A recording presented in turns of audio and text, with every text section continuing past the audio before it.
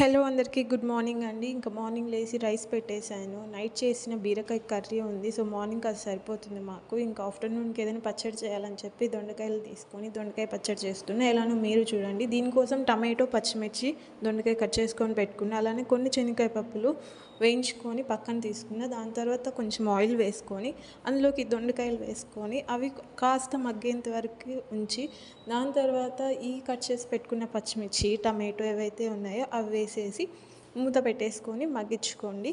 ఆ తర్వాత కాసేపు ఉన్నాక తీసి అవి మగ్గాయో లేదో చెక్ చేసుకోండి. ఇంకా దాని తర్వాత పక్కన అయితే నేను రైస్ పెట్టేశాను. తర్వాత ఒక రోల్ తీసుకొని అందులో ఈ శనగకాయ పప్పులు వేసి దంచేసుకుంటున్నా. మధ్యలో అది మాడిపోతుందేమో అని చూసుకుంటూ ఉన్నాను.